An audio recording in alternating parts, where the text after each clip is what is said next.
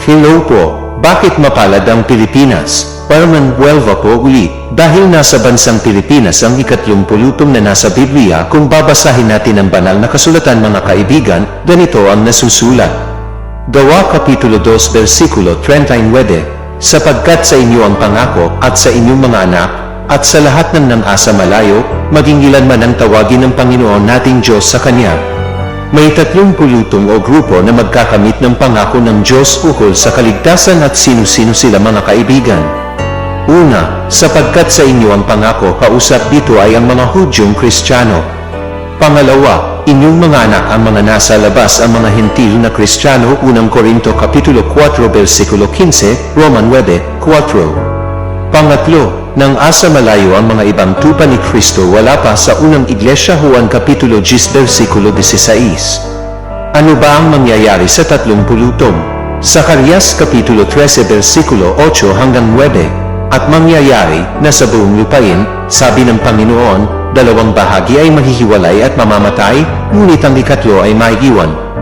At aking dadalhin ang ikatlong bahagi sa apoy, at sila'y dadalisayin ko na parang pilak na dalisay, at sila'y susubukan ko na parang pagsubok sa ginto. Sila'y magsisitawag sa aking pangalan, at aking silang didinggin, aking sasabihin, siya'y bayan ko, at kanilang sasabihin, ang Panginoon ay aking Diyos. Ang sabi ng Biblia, ang una at ang pangalawang bahagi ay mahihiwalay at mamamatay, pero ang ikatlong pulutong o ang mga ibang tupa ni Kristo ay maiiwan at magiging bayan ng Diyos.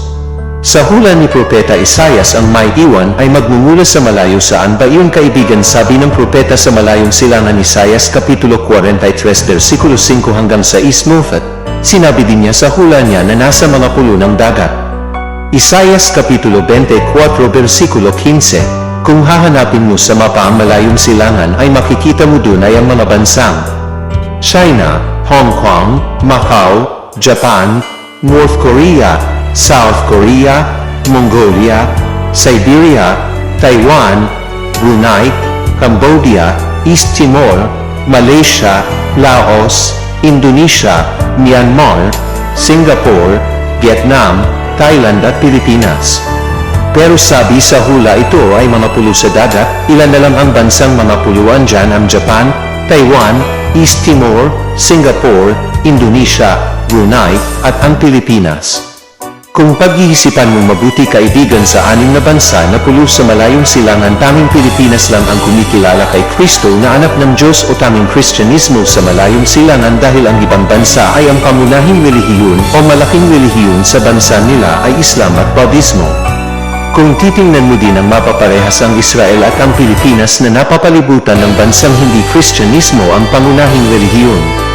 Kung ang dating mga hinirang ng Diyos ay nagmula sa bansang Israel, ngayon naman ang ikatlong grupo na nasa malayo ay nasa bansang Pilipinas na, hindi na rin katakataka kung bakit ang national anthem ng ating bansa ay lupang hinirang, dahil dito lilito ang mga hinirang ng Diyos at ito ay nasusulat na rin sa Biblia.